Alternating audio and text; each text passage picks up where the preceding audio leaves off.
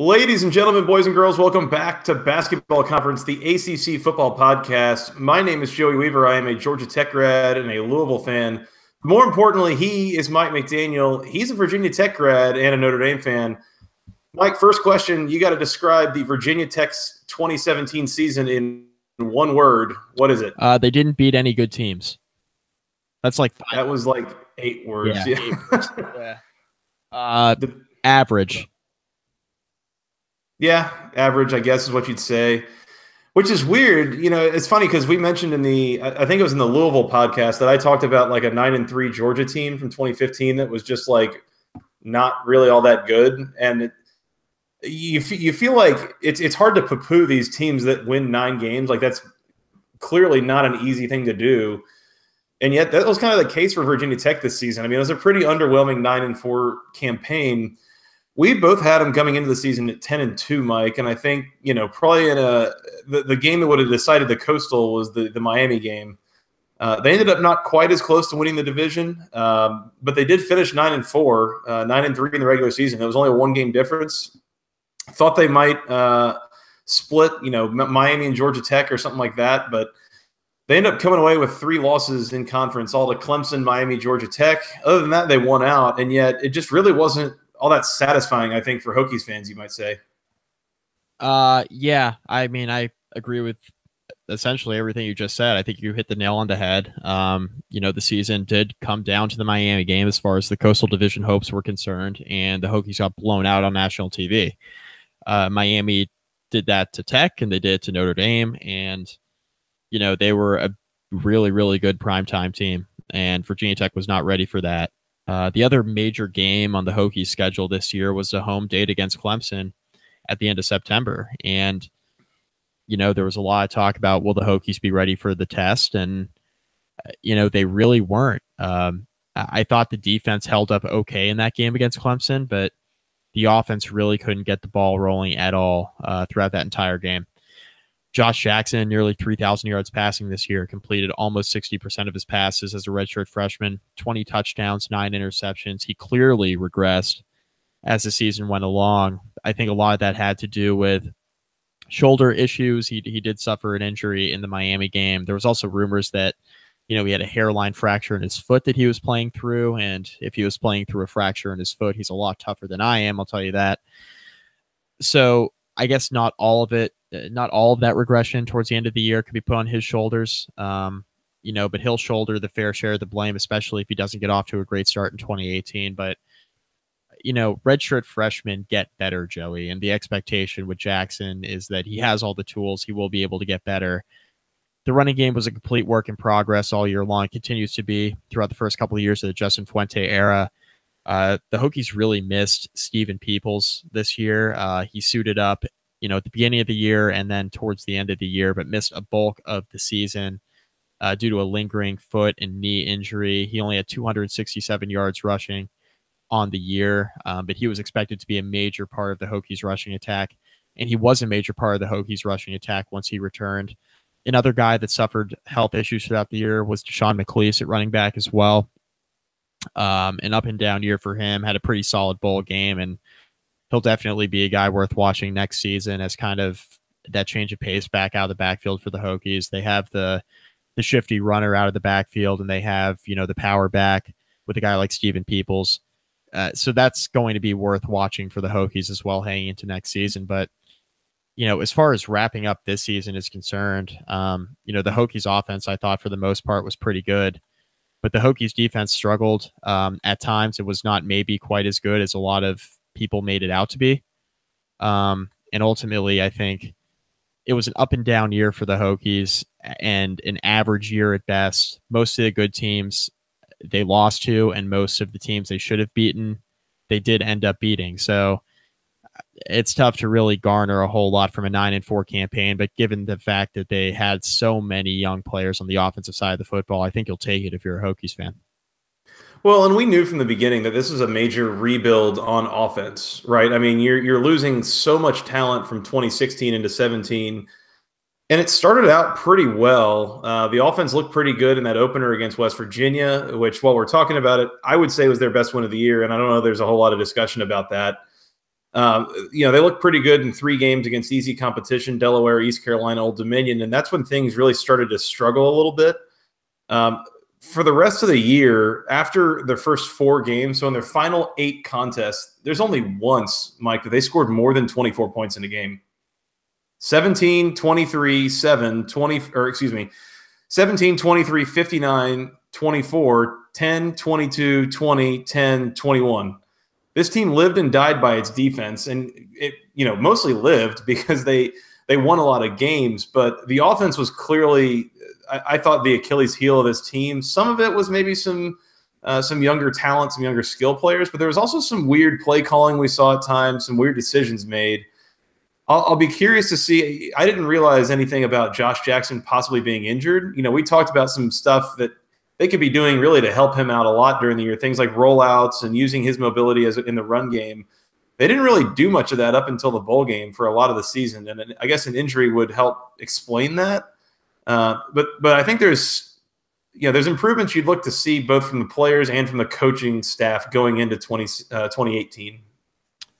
Certainly, and there's going to have to be improvements. This is the 3rd full recruiting class that we're heading into under Justin Fuente.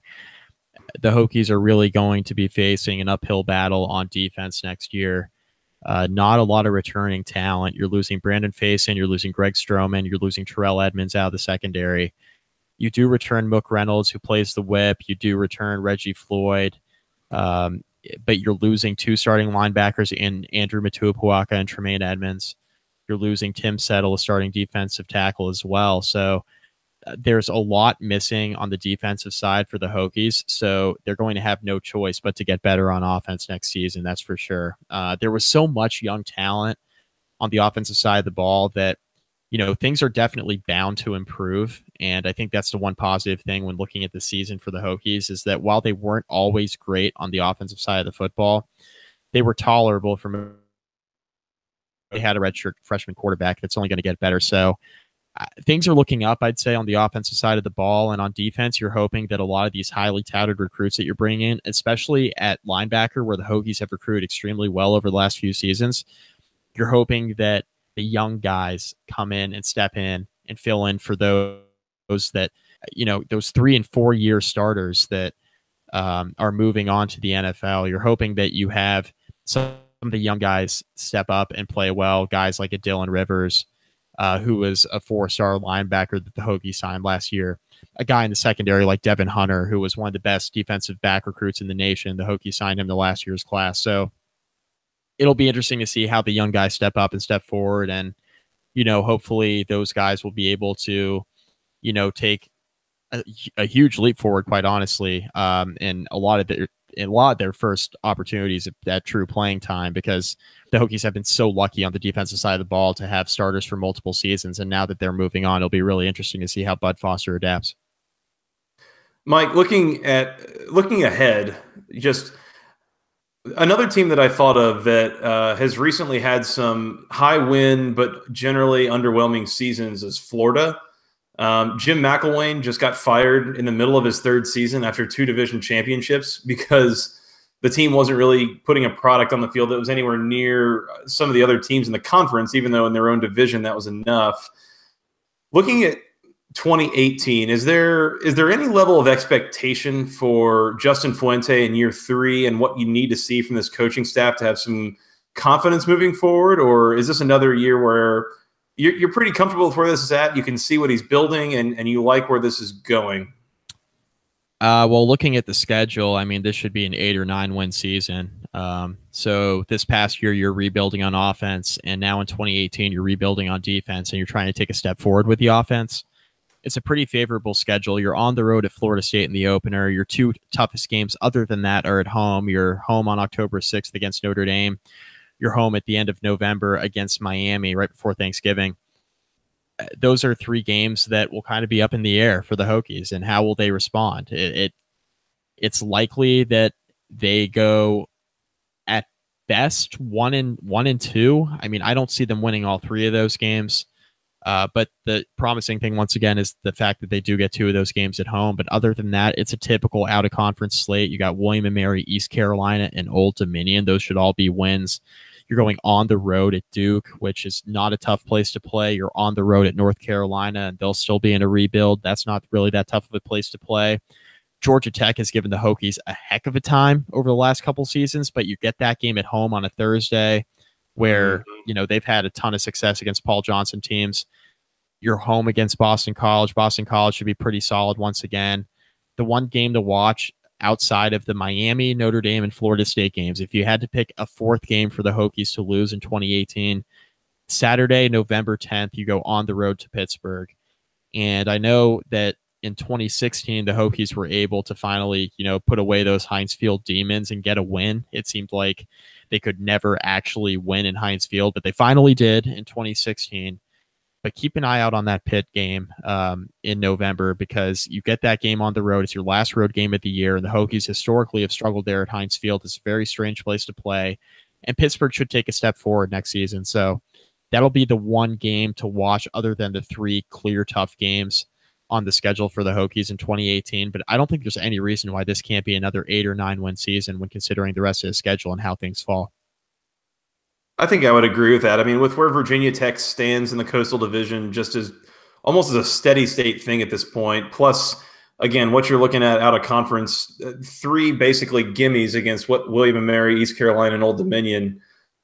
I think that's a fair assessment. I'd like to think, too, with Bud Foster running the defense, even in a rebuilding year, they're only going to step so far back. And what I'm really curious to see is, can Justin Fuente start to get a lot more production out of this offense, similar to what we saw in 2016 as compared to what we saw in 2017. I think Virginia Tech is in position. This is one of those schedules that if all goes well, an 11-1 Virginia Tech team gets to a conference championship and wins it and goes 12-1 with an ACC title, that's a playoff resume right here. I mean, you're looking at a cross division against Florida State and out of conference against Notre Dame, plus everything else that they've got to deal with. I mean, I think it sets up fairly well for them if they can get it done. But as you mentioned, I mean, it's part of that being a really valid slate also means it's really tough. And being really tough means you might not win all those games. So certainly a chance for Virginia Tech to make a statement here in 2018 at the very least. Mike, as far as better or worse, I'm going to say better in 2018. I think that the offense will take enough of a step forward here. I think Virginia Tech is going to be even better than they were this year, even with the defense stepping back. I think I'm going to stick with like a 10-2 prediction here. I noticed that you left Georgia Tech out, saying they were not one of their 3 toughest games, but I think I agree with that. I mean, the stats say that Georgia Tech can't beat Virginia Tech on a weeknight. So there's that. Other than that, I mean, I think this looks pretty good. I think you're right that even if you go 1-2 across that slate of at Florida State, home against Notre Dame, home against Miami, I think that they're probably better than about every other team on the schedule from there. So 10-2 sounds totally reasonable to me. Does that win the Coastal Division? 10-2 probably. If it doesn't win you the Coastal Division, it puts you right there with a chance against Miami at the end of the year. So you brought up the Georgia Tech game and how the stats bear out that Georgia Tech really struggles with the Hokies on weeknights. And conversely, that's why I'm worried about Pitt if I'm a Hokies fan, which of course I am, because the Hokies historically have not played well on the road at Heinz Field. They just haven't. And it's an interesting slate. I mean, there's no doubt about that. I think if the Hokies are able to win one of the 3 major games on their schedule, Florida State, Notre Dame, Miami, of course, 2 of those are ACC games. If you're able to even steal one of Florida State or Miami, I think you win the Coastal Division there, especially if that game's against Miami. I mean, Miami's going to be super good. They're going to be the favorite. They're going to be my pick to win the Coastal, just because I was so impressed with the second half of the season, especially for the Hurricanes, leading into, of course, the final 2 weeks, with the last game of the year and, of course, the bowl game. I don't know. Miami's hot right now. They have most of their returning starters back to the fold. Mark Walton, of course, is the one that's going to be gone but they didn't have him for the second half of this year anyway, and they managed. If Miami avoids the one big upset, we saw it against Pitt at the end of the year, and they continue to get better. They're going to sign a really strong recruiting class this week, as we sit here recording the week of National Signing Day. They're going to sign a really strong recruiting class, and they're going to keep edging a little bit closer to Clemson, but ultimately, Clemson's the class of the ACC, so it's really a consolation prize, I think, at this point, if you win the Coastal Division, at least in my mind. That's fair enough. Mike, I think that probably covers it for Virginia Tech here. Anything else before we get out of here? I think we're good here. While we've got you on here, and while we've got the Virginia Tech fans, they might want to know you've got a new site. And by the way, not just Virginia Tech fans, but anyone listening to this podcast, you want to plug that real quick? What you got going on? Yeah, so I started a site kind of at a weird time. Around bowl season, I decided that I wanted to kind of launch my own thing. I wanted to get in a spot where I could cover not only the ACC teams, but teams across all of college football.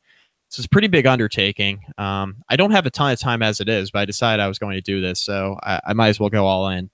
It's College Football Saturday. It's cfb-saturday.com, and we're on Twitter at Saturday and CFB. So make sure to go check that out. We got a lot of good stuff coming. For National Signing Day specifically, I'm going to be on with Mark Rogers TV, our good buddy, of course, Joey, and I'm going to be covering teams across college football, talking to a ton of writers, basically taking Mark's place for a night on his site. And it's going to be an opportunity to kind of see what we have going on my new site and to give you an idea of kind of what I'm looking for as far as coverage of teams across the country. So make sure to definitely check that out on Wednesday, February 7th. Of course, I don't know if this podcast will be out yet, but if not, definitely go check out the site because we got a lot of good stuff going, not just on National Signing Day, but hopefully moving forward as well. Man, I got it pulled up now. This looks good. You got, let's see here. What are we covering here? Notre Dame, Louisville, the national title game, and Eastern Carolina. That's some pretty good range there. You definitely hitting a lot of different markets with that. Decent range. Trying to cover as much as I can with just myself, which is always a challenge. So you got to pick and choose your spots for sure. But yeah, trying to get a good grasp of the entire country and the stories that I think matter or are relevant. And yeah, make sure to follow throughout the off season. It's my planning period, of course, with college football season being prime time. But yep, getting the site going, getting the layout the way I wanted and getting stories out there that I think people will read in the meantime. That's really important to me. So make sure to go check that out. Definitely go check it out. cfb-saturday.com. Again, that's a great website. Go check it out. All sorts of news and analysis going on there. Make that your home for all your everything college football. Mike, this has been fun. We got more teams to recap. We're getting towards the end, but we got a few more here. In the meantime, they can find us on Twitter. I'm at FTRS Joey. You are at Mike McDaniel CFB. No longer Mike McDaniel ACC. But I still do an ACC podcast, though. This is true. Well, luckily the ACC is part of the CFB. So right. Y'all can find him again at Mike McDaniel CFB on Twitter. You can find us on iTunes, Google Play, SoundCloud, the Overcast app, wherever fine podcasts are sold for free. I got out of order, too, because you can also send us an email to the longest email address known to man, basketballconferencepodcast@gmail.com. Nailed it. Got a couple of great emails from Andrew Parker lately. Appreciate that. We will get to them very shortly. Mike, where else can they find us on the social medias? Facebook.com/basketballconference. Rate, review, find all of our podcasts there. Go check that out. Please do. Yeah, absolutely. Also, you can find us on YouTube now. If you want to come watch our ugly mugs doing a podcast, you can see it. I should probably not refer to Mike that way, but anyways, you talk about me like that. Yeah, just go search for Basketball Conference on YouTube. We do not have a fancy URL or anything, so you'll have to go find us there. But hit the subscribe button. If we get to 100 subscribers, I think that's when they get us our own little page. So one day we'll see. Mike, this has been fun. You want to talk about some more teams? Yes, sir. Absolutely. All right. Well, until next time, for Mr. Mike McDaniel, I am Joey Weaver. Thank you guys so much for listening. We'll talk to you again soon. And until then, go ACC.